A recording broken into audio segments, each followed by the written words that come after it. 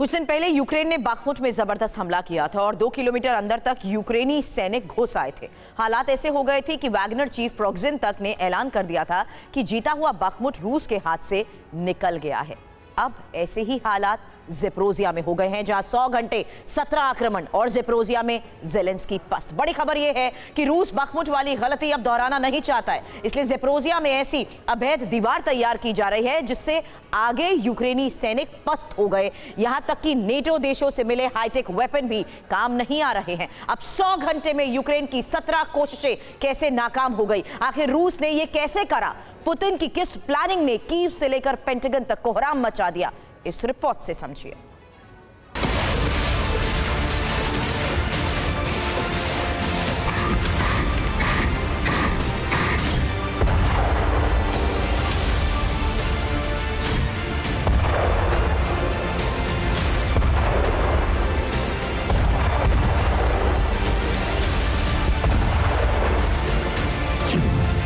सौ घंटे ज़ेपोरिज़िया में घमासान।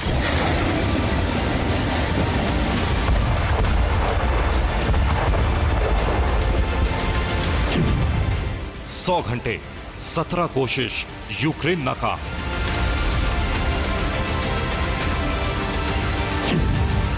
सौ घंटे रूस का पलटवार दे दनादन।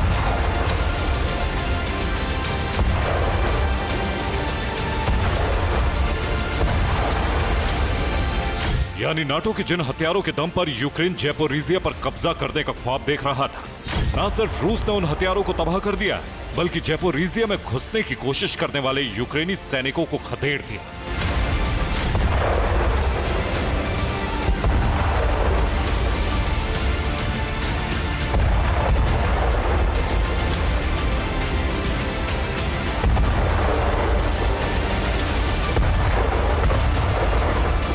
लेकिन इस दौरान जबरदस्त जंग हुई।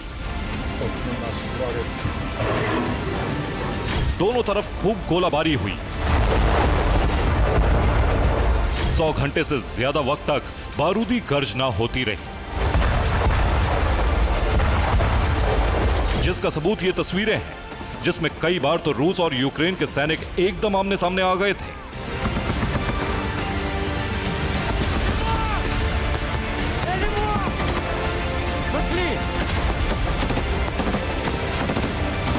रूस ने ज़ेपोरिज़िया को बचाने के लिए पूरी ताकत से हमला किया था, क्योंकि यूक्रेन नेटो के हथियारों के बल पर लड़ रहा था। उसे भरोसा था कि वो ज़ेपोरिज़िया की ये जंग जीत जाएगा।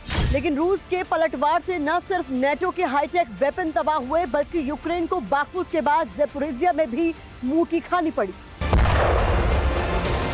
दरअसल ज़ेपोरिज़िया की जंग में पिछले 4 दिन से हर घंटे हालात बदले।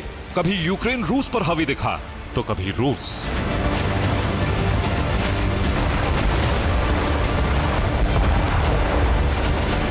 लेकिन 100 घंटे बीतने के बाद जब जंग थोड़ी थमी, तो जो तस्वीर निकलकर सामने आई, उसने पेंटागन के भी होश उड़ा दिए, क्योंकि यूरोपीय देशों और अमेरिका से मिले हथियारों की हवा निकल चुकी थी।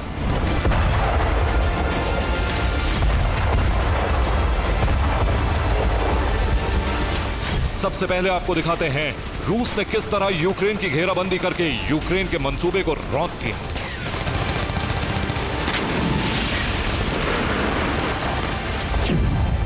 इंजीनियरिंग रिमोट माइनिंग सिस्टम से हमला, यूक्रेन को मिले लेपर्ड टैंक तबाह, होवित्जर के परखच्चे उड़ाए, ब्रेडली फाइटिंग व्हीकल को तहस नहस किया, फाइटर जेट Su-25 ने तबाही मचाई। दरअसल रूस ने एक पुख्ता प्लानिंग के तहत इस हमले को अंजाम दिया। पहले रूस ने यूक्रेनी सैनिकों और आर्म्ड व्हीकल बटालियन को ज़ेपोरिज़िया में घुसने दिया, फिर पहला अटैक यूक्रेन की तरफ से होने दिया। उसके बाद यूक्रेनी सैनिकों की घेराबंदी करके ताबड़तोड़ हमला बोल दिया।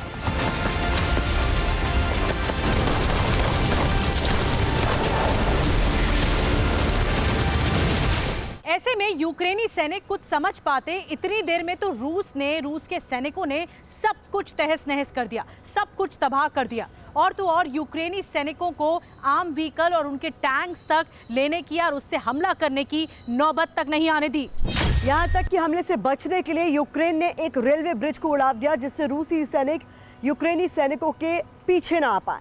ये ब्रिज ज़ेपोरिज़िया के याकमेवका में था।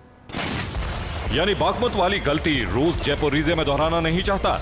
वो किसी भी कीमत पर नहीं चाहता कि यूक्रेन का दबदबा ज़ेपोरिज़िया में बढ़े।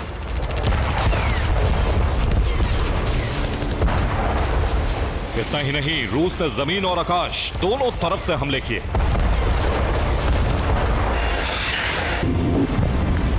ज़ेपोरिज़िया में अपनी पकड़ बनाए रखने के लिए T-90 टैंक की खेप मंगाई है। मिलिट्री ट्रेन पर नई खेप यूक्रेन की तरफ जाते हुए दिखाई दी। जाहिर है ज़ेपोरिज़िया से खदेड़े जाने के बाद ज़ेलेंस्की अब टेंशन में होंगे, क्योंकि इतनी तादाद में T-90 टैंक यूक्रेन पहुंचने का मतलब है कि रूस किसी बहुत बड़े हमले की तैयारी में है। वैसे भी यूक्रेन को ज़ेपोरिज़िया में जबरदस्त नुकसान हो चुका है, और इतना नुकसान सिर्फ 100 घंटे की जंग में हुआ है।